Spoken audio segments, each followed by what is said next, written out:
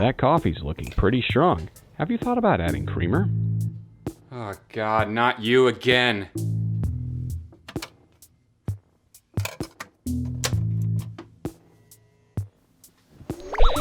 There's a better game we could play. Have you thought about doing that instead? Fine, I'll do it.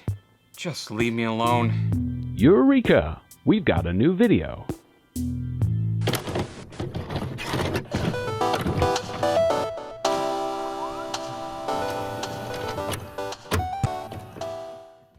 When it comes to theme park simulation games, there is one particular king of the genre that comes to mind.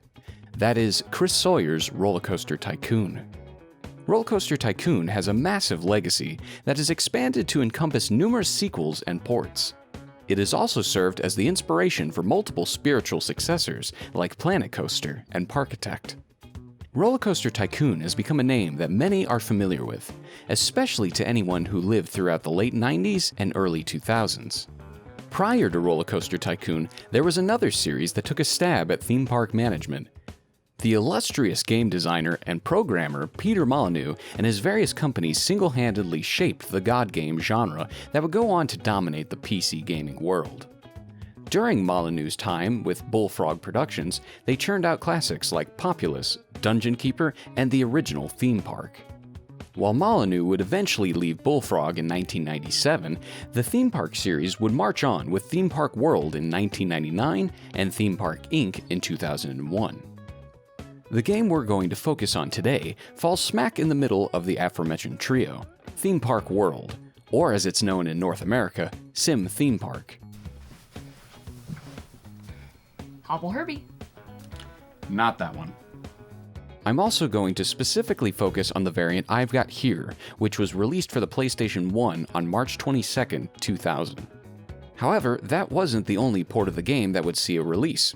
It would also come out a year later for the PS2 under a completely different name, Theme Park Roller Coaster. And honestly, what a complete joke.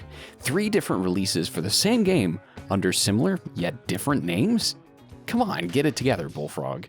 Well, actually, I guess they couldn't, because not even a year later, Electronic Arts would gobble up Bullfrog and they would cease to exist, joining the great EA graveyard. Unlike the original Theme Park, which was a 2D isometric style game closer to what Roller Coaster Tycoon would become, Sim Theme Park is a full-on 3D game. Unfortunately, this is also a factor that makes the game show its age a bit more.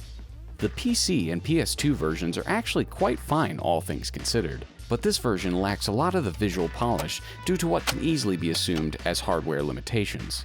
But I digress. This channel is all about nostalgia, and this is the one I grew up with, so we will look at it, warts and all, of course. Among the things that the game gets right is the management.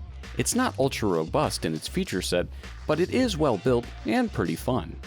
The game is less about designing pretty parks and more about keeping guests happy while balancing the books. As such, tweaking the sliders on your attractions and shops is key, along with staying up to date on the most current trends that you can gather from your R&D team. The key metrics of your park success are directly tied to your progression. It's crucial that you reach your goals so that you can acquire more golden tickets, which are used to progress in the game and unlock new park locations. And trust me, you won't forget it, especially when you get constant reminders from the advisor breathing down your neck. I will always remember this guy as a constant source of frustration when playing Sim Theme Park. Unlike the ticker tape that would appear in Roller Coaster Tycoon, used to notify you of major events throughout your park's life cycle, the team at Bullfrog thought it would be better to have this little bowling ball hunk of junk appear on screen and literally tell you everything. The buzz about your park has started to die down. You might put in a new ride. That always attracts more visitors for a while. Psst. The visitors think your ticket price is a steal. Have you thought about raising it? Look out, she's gonna blow. You've got a ride that's about to break down. Always with the same repetitive phrases that grind on you like a misaligned can opener from hell. At least if you played Theme Park World, you would get the awesome Scottish accent, but no, I guess the boring suburban neighbor voice will just have to do. I mean, come on, this guy was the voice actor for Launchpad McQuack, so the least you could have done was give him any semblance of personality. Once you're able to suppress the constant eye twitching that the advisor will induce and the bit crush sounds of the same 5 children screaming, grating on your ears, you can finally move on to some of the finer nuances of the game, namely the design aesthetics. Throughout the game, you will encounter 4 different themes for your theme parks. The Lost Kingdom, to tickle your inner history and paleontologist fancy. Wonderland, a park that looks like it was designed by Lewis Carroll and Dr. Seuss. Halloween World, which should be self-explanatory as it looks like a dollar store version of Halloween Town. And finally, the trippy Space Zone that looks like Pizza Planet and Math Blaster had a baby, with its heavy usage of sci-fi purple and green. Each park comes with unique variants of fundamentally the same rides. Now, ultimately, many of them function the same, but each ride is now displayed with new models. Honestly, this doesn't bother me too much, because the new designs are so visually distinct, they fit in well with the environment surrounding them. That said, not everything is well designed in Sim Theme Park. The humans are absolutely horrifying, especially in the CGI sequences for the opening of the game and the promotional artwork. It's like someone paid to have Jimmy Neutron made with a low-end Fiverr budget. But realistically, it's not too out of character for Bullfrog. This surreal, cartoony design style was a signature style for them in this era. Similar art appeared in their other games like Dungeon Keeper and Theme Hospital. But unless you enjoy the charm of it, this art style hasn't really aged well in almost any regard, especially when you get super low to the ground in the game's unlockable first-person mode. But hey, that's kind of a fun extra worth mentioning. The fact that Sim Theme Park had a first-person mode was pretty revolutionary for the genre at the time. It took the Roller Coaster Tycoon franchise all the way up until 2004, with the game's 3rd installment to finally give people that on-ride perspective. Now with that said, it is important to note that this feature is not available out of the box, so to speak. You need to unlock it with the Golden Ticket system, which, as we mentioned, is used for progressing within the game. However, you can also use 4 of those tickets to unlock the first-person mode, so ultimately it comes down to your choice, whether you just want to go for straight progression, or if you want to mingle around in your park for a little bit longer. My wish for Sim Theme Park is that it would just run better. Maybe my PlayStation is old and crummy, but this game just chugged and churned in first person, which is definitely something you don't want in that mode. It made controls nauseatingly bad. In addition to that, low textures and clipping through models were also frequent occurrences as well. Once again, I think this is mainly a PlayStation 1 issue. The hardware just really wasn't up to snuff for a game like this. But while we're talking about first-person mode, another unique interactive feature is the fact that you can actually play some of the Midway-style carnival games that you can offer at your theme park. While it may seem like a fairly low-key feature, it is definitely important for you to take note of, as it could be one of your paths for acquiring golden tickets within your park. Now for attractions and shops as a whole, you'll want to start keeping tabs on them immediately. Some of them will have sliders that you can adjust directly to impact your park's satisfaction and earnings. Upgrades are also important to remember as well. These will help keep your rides running better and for longer. Otherwise, you'll want to keep your mechanics trained and happy to fix the things that you're too cheap to upgrade on your own.